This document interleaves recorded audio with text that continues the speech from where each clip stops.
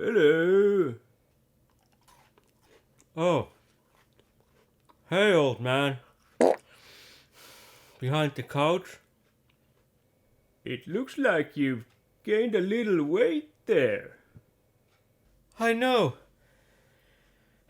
I can't stop eating these cookies. Huh.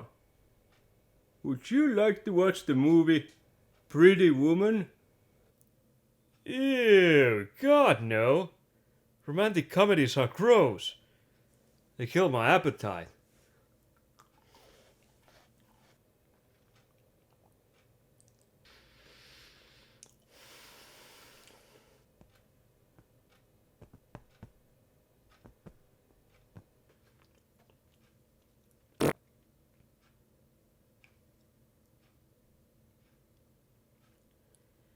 Ah, crap.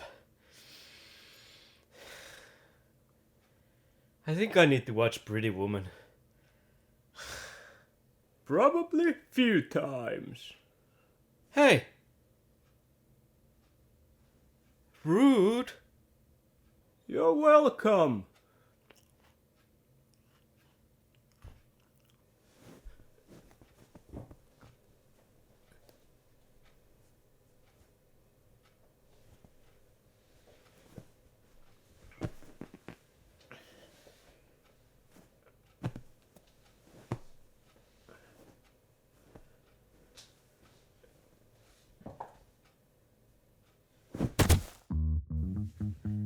Hi! Well, it's movie pickups. So let's check out some movies.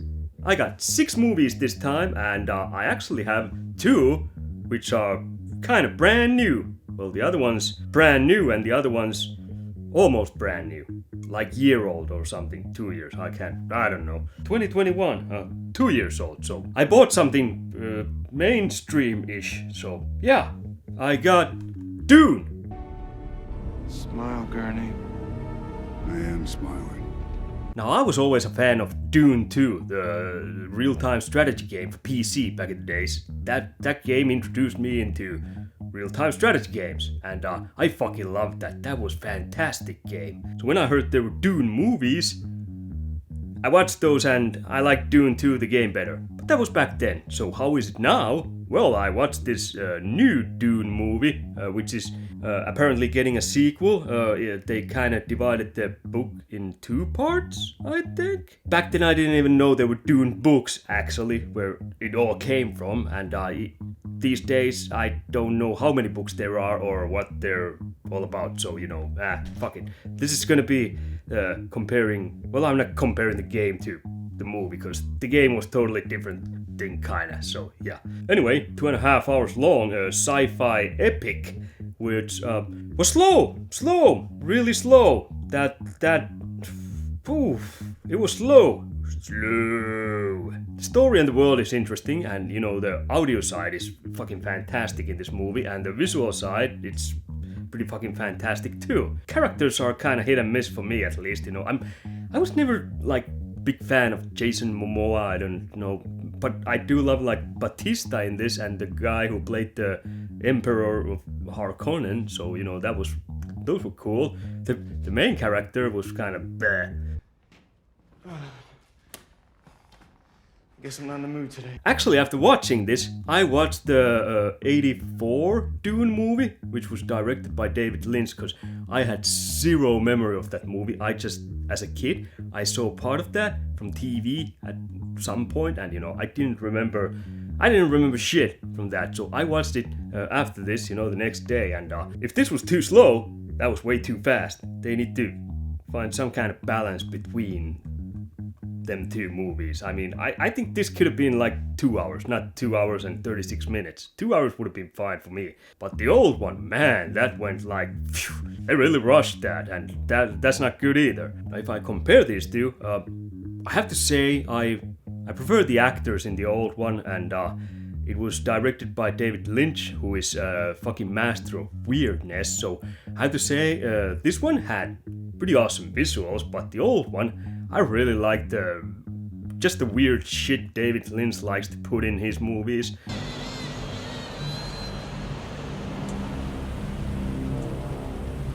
Fade.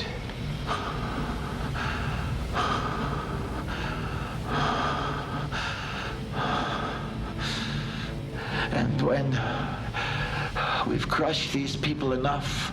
And I think I might have liked the old one better if they would have let David Lynch do his own vision of Dune, because apparently his original movie was 4 hours long, and that was like this and the sequel both in the same movie, just one huge ass movie with the first part and the second part. But then of course the studio got involved and they cut it up, and they actually shot their own scenes there and shit like that, and I think that's probably the reason why it was kind of bleh. Aside from the weird David Lynch visuals and the actors, it was kind of... In both movies, the main character, Paul Atreides, was probably the lamest thing in, well, both movies. I don't know. In the old one, it was Kyle that Scottish Kyle from Twin Peaks. Kyle MacLachlan. I don't know how you pronounce his last name, but that dude. And I usually like him. In Twin Peaks, he was just freaking fantastic, but... Also in that movie, the Paul Atreides character is just... I don't know. Basically, when compared to the old version, I did like this one more. But not sure if I'm gonna watch this again. It's just... it's so long and so slow.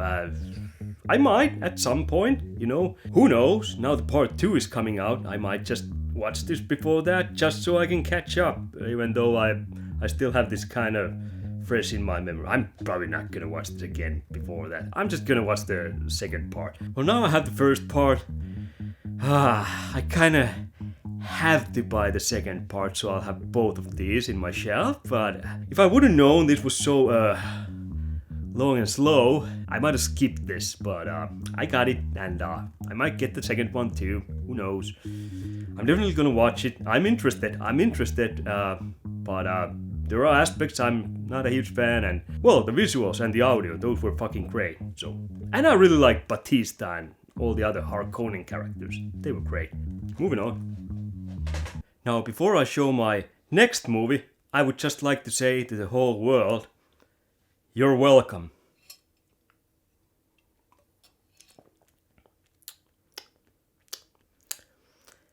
Yeah, when Hollywood and rest of the world keeps pushing out shitty action movies, it's up to Finnish people to make actually great action movie. Action movie that's full of action. Good action. Fuck it, I'll just show it. It's Sisu. We got gold!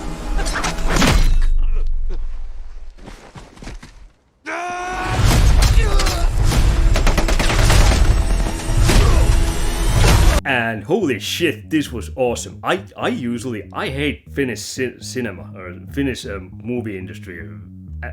Well, at least the last like 20 years, I think Finland's been pushing out pretty much just shit. I don't think Finnish people can really act. I mean, living proof here in front of the camera, so... But there is an exception. And his name is Jorma Tommila, the main character in Sisu. I fucking love his character, and I have only 4 Finnish movies.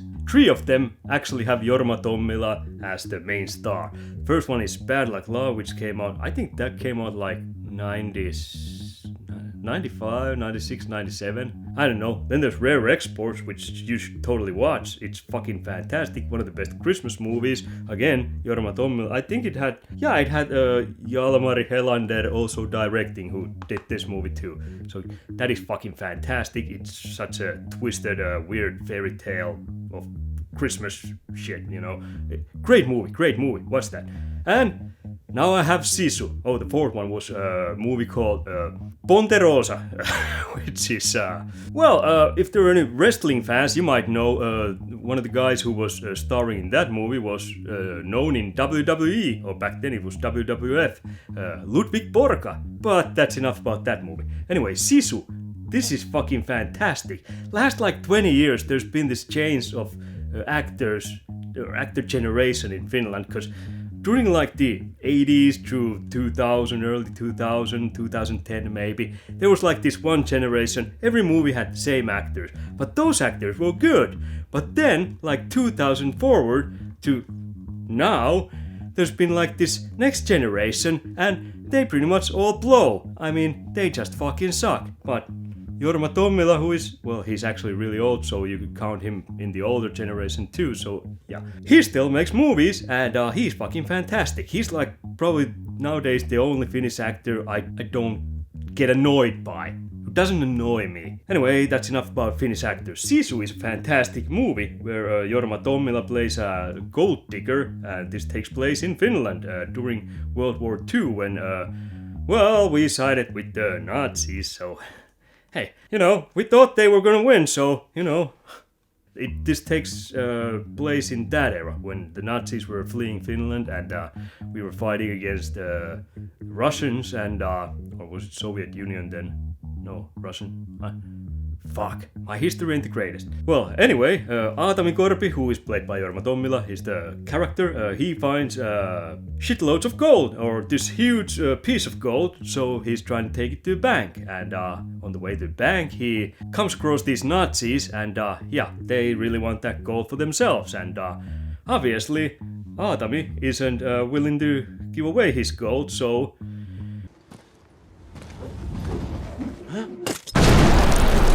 The Nazis kinda try to take it by force, and that doesn't end well, cause Aatami here has Sisu, which is a Finnish thing, which means, well, there isn't actually any translation to the word Sisu in other countries, cause, well, other people just don't have Sisu. It's kinda like a Finnish thing, it's like being a Jedi, but, you know, better and stronger and faster and shit. I watched a lot of comments on social media about this movie. Some say it's over the top, but when you're Finnish and you know what Sisu is, we actually here we were kind of happy that they kind of toned it down in this movie, you know. So he comes across as a little weaker than normal Finnish person, so you know it's more relatable to the rest of the world.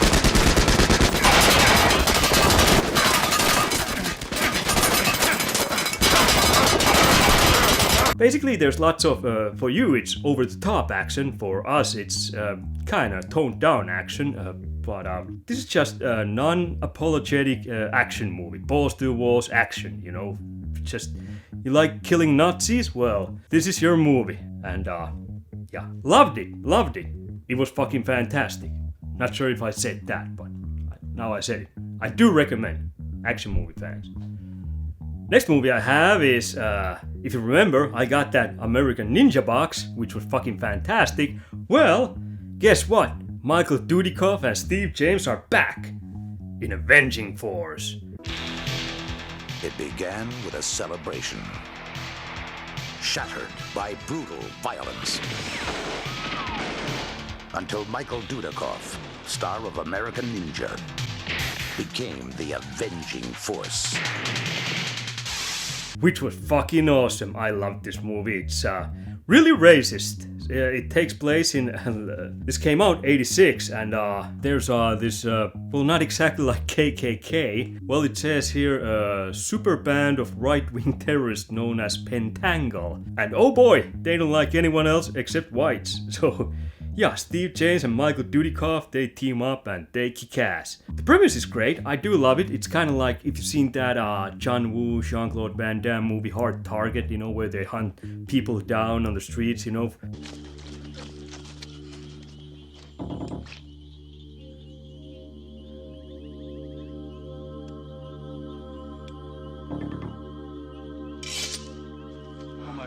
This is basically the same thing, you know, the bad guys capture guys and then they like to hunt them across. Again, this was like the swamp area somewhere around New Orleans. I mean, Hard Target took place there too. Is manhunting a big thing in New Orleans or, you know, all the swamps or something? Well, I'm never going there. But also this was surprisingly brutal. I mean, I'm not saying it was like gory and stuff, but Jesus, they kill, you know, main characters you think who aren't gonna die, like in fucking Game of Thrones. Nobody's safe. I don't want to spoil anything, you know, if you want to watch this movie. If you like 80s, you know, kind of, I don't want to say garbage action movies. You could say that, and you'd be kind of right, but, you know, me as a person who loves that kind of stuff, well, I recognize it's kind of garbage, but I like garbage. Garbage is great, you know, it's trash. Trash is compliment here. Anyway, Steve James, he's not on the cover, he's back here, there, he's fucking fantastic. Always loved him, you know, my favorite character in American Ninja movies. Died way too soon, unfortunately. But yeah, he plays like mayor or governor, I don't remember that detail, but obviously he's black, so the Pentangle, which is the kind of poor man's KKK in this, they don't like it, you know, they want the mayor's white, so obviously there's gonna be some trouble. I don't want to spoil who dies, but a lot of people die, bad guys and good guys too, you know, just people you wouldn't think they'd kill in this movie. They kill! Anyway, if you've seen American Ninjas, you know, you're probably gonna love this. If you love those, at least the first two, I recommend it, if you're into that kind of stuff. Avenging Force. Next movie I had, I just had to get this because everyone was talking about this, The Bullet Train. Yeah, everyone was like, you know, that's an awesome movie and it's been in theaters and all, and I was like, huh, that's great, they're bringing old classics back in the theaters. But yeah, I got it. I didn't go see it in theaters, but I bought it. The Bullet Train. It's weird how suddenly this old Japanese movie just, I don't know, bounced back into fame and, you know, people are watching it and loving it. Great. What the hell? Brad Pitt.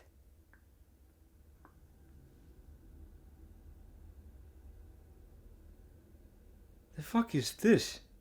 Well, apparently I got the wrong Bullet Train. The new one has Brad Pitt and, yeah.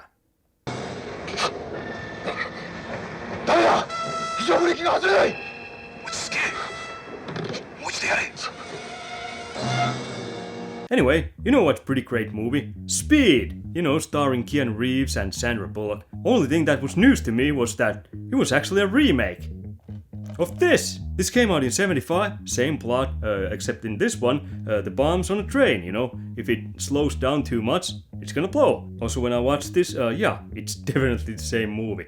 This one has a lot of similarities, you know, same type of scenes and shit, so yeah, definitely Speed was remake of this, but that was just weird. Nobody ever advertised that as remake or anything. Well, I guess back in the 90s, nobody really knew. There wasn't internet, so, you know, you could just rip off shit from Asia and claim it as your own. I don't know if they claimed it as their own, or maybe they mentioned it was remake, but I missed that totally. I mean, I had no fucking idea. Anyway, probably the biggest reason why I got this was because this was starring Ken Takakura and Sonny Chiba, and I'm really into Sonny Chiba now after the Street Fighter movies. Fucking loved those, and in this one, sadly, he doesn't really fight. He's actually driving the train, so.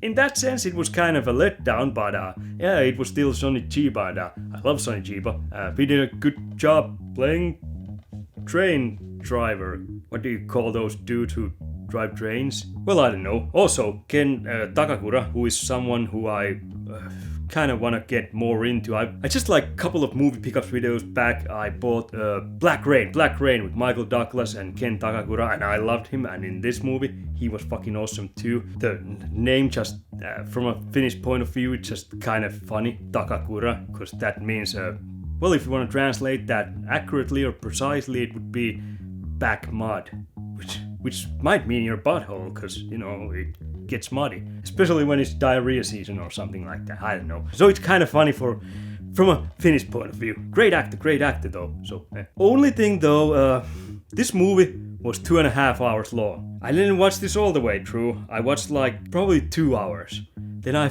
fell asleep. I watched this really late at night, and I was enjoying this really, but yeah, I missed the ending, and I've been meaning to watch that again, but it's just so long. I was never like the biggest fan of the movie Speed. I liked it, but back then I was kind of disappointed because it didn't have more action, you know, like fighting and shooting and shit. It was more about the bus and all that, you know. Back then, you know, me being kid, I wanted to see Schwarzenegger blow up buildings and cars and shit. That was kind of slow for me back then, but this one's like 2.5 hours. I mean, try to think of Speed. 2.5 hours. You're in a bus. 2.5 hours just trying to disarm the bomb. That's I mean, I need to get Speed. I don't remember a lot of that movie. I need to watch it again. This was long. I'm really bad at getting into long movies, you know. I did just watch like The Good, the Bad, and the Ugly, and that was a 3-hour movie, but that just like flew by. That movie was so masterfully built and, you know, made and shit like that. So you gotta have some really interesting shit throughout your movie. You're gonna make me watch, you know, 2.5 hours. I'm just gonna say, I love the actors. I liked this movie as long as I was awake, but then unfortunately I fell asleep. And I'm gonna try to watch this again at some point, definitely. Kind of like Dune, this was kind of slowish, but this didn't actually feel that slow, so that's why I'm willing to give this another chance. If you're into Speed and you want to see where it came from, you know, I do recommend. Ooh, that was the Asian movie of this video. Because it was Japanese, if you didn't know from the actors, so. Next movie I have is, well, now we're getting into trashy territory. Last movie pickups video I did, I got into blaxploitation, so I'm continuing on that path, and this time another Pam Grier movie. I fucking love Pam Grier, she's fantastic. Black Mama, White Mama. 1,000 nights without a man, 1,000 reasons to kill, women in chains. Yeah, this is one of those women in prison movies, or at least it is the first like 20 minutes or something. Then they break out from the prison, and then it's just prison escape. Rest of the movie. It seems like everyone working in the prison is female. I mean, it's all women's prison, so, you know, maybe that's why all the prison guards and the warden are female too. I think it was like the warden or some head honcho of the guards or something like that. Well, she was lesbian. That kind of sets the trashy tone of this movie right away. I'm not saying lesbians are trashy, but I'm just saying that's an excuse to, well, you know, make prisoners do stuff. So the reason why this is called Black Mama, White Mama is when they break out of the prison, Pam Grier and Margaret Marco, who is the white lady there, they're chained to each other, so they're escaping together. Margaret Marco is actually some kind of, how do you say that, guerrilla, not gorilla. Guerrilla, you know, those freedom fighters. She's some kind of leader of those revolutionary, it says here. Anyway, basically the movie is Karen, who's played by Marco, is trying to get back to her revolutionaries, and Lee, who is played by Pam Grier, she's a tough prostitute. And she's trying to get off the island. Well, it says it best back here. Chock full of girl fights, gun battles, nudity, and humor. We gotta get off. It's the right way for me, baby. If you screw up this deal for me, I'll kill you. Well, there was humor. This one actually, one of my favorite characters in this was Sid Haig. I don't know if you know that guy, Sid Haig. Which one of them's got the biggest pecker? The captain. 8. Him? 4. Maybe less. 8 to 4. He was in House of Thousand Corpses by Rob Zombie and the sequel, Devil's Rejects, and I believe in Tree from Hell, which is the third movie in that series. I haven't seen that. I really want to get that, but that movie seems to be kind of hard to get, you know, the Blu-ray version or DVD even, and I don't know. But yeah, Sid Haig, he's so fucking great in this, and Pam Grier also, you know, and Margaret Markov. She also does a great job in this. They all really fit into the exploitation genre. I believe at least Pam Grier and Sid Haig, they've done a bunch of blaxploitation movies, you know, so yeah, they're kind of veterans of that certain genre. I haven't heard a lot about Margaret Markov. I might have to see more of movies where she's been, because I did like her in this. Violence, nudity, that's what exploitation's made of, so this one delivers. I did like Foxy Brown more, which was the other Pam Grier movie I had, you know, that was fucking legendary, but this was good too, you know, if you're into this genre, take a peek. Or if you're, you know, like regular person who doesn't like all that sick shit, you know, be normal and watch, I don't know, Titanic? Oh fuck, I almost forgot. This was Arrow release. On my last video I also showed these have these two-sided covers, so just take that off. Here's the other cover. I like the one I have now more, but this one's pretty good too, you know. It's just two women who are starring in this movie, but this one's more like actiony and cartoonish. I dig this, you know, this is great. And we're down to the last movie of this video, and this was one of my favorites from this pile of movies. I fucking love this. I've seen this as a kid, back in the days, at some point, you know, I don't remember when, but didn't remember much of this. I do remember that I liked it back then too, but now I watched this and I pretty much loved this. This was fucking awesome. This is when you mix Hellraiser with children's fairy tales, kinda. And obviously it's from Clive Barker, who is the man behind Hellraiser. It's a movie called Nightbreed. It looks a lot like hell, but they call it home. There goes the neighborhood. They're not pretty. They're not neighborly. Y'all come back now, you hear? They're not even human. But this time, they're the good guys.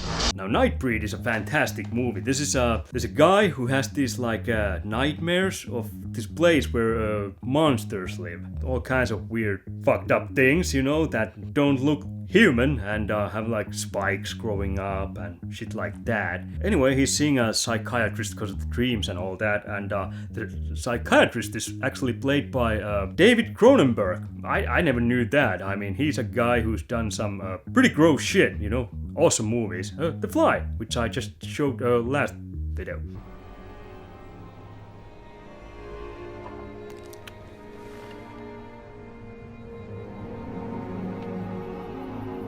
God help us both. The therapist isn't really like he's not a good person, let's just say that, and there's a killer on the loose, and the therapist is trying to convince the main character that he's behind all the killings, and well, I don't kind of want to spoil too much, but let's just say he has to run away to the place where the monsters live, and then ends up actually trying to defend the monsters, because people, you know, they don't like anything that's different, and when they find out that there's a place full of monsters, you know, they're humans, so they go right there and they want to kill everyone, because that's what humans do. It's kind of whimsical in a dark, fucked up way. You don't want to do that. Give me a good reason why not. I'll give you 2.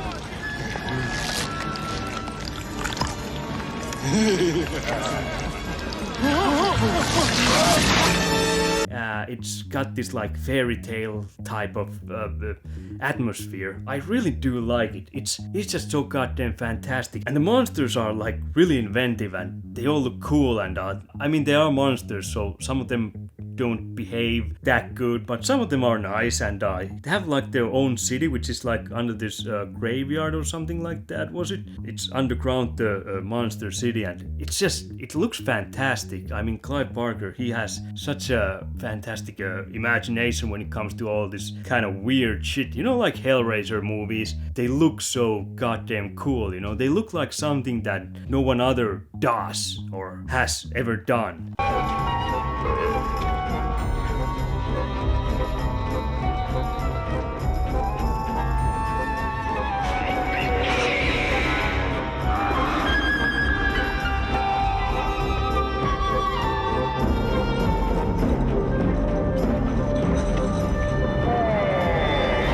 I really do like the visual style of this movie and all the monsters and the monster city and again, it's one of those movies that shows that, well, humans are the real monsters. That's how it usually goes, and this one actually has the uncut version or director's cut, whatever that is. It's a 2-hour version. There was, I think the older one I saw back then was the 102-minute version, which is also here, and I gotta be honest, I watched the longer version, and when I watched it, I don't really know what they cut out of it to make the shorter version, because everything just made sense. So yeah, I've just heard that some people have seen the shorter version and maybe have not really liked this as much, and it hasn't maybe been as coherent as the full version. So I do recommend, if you want to watch this, I do recommend this movie a lot.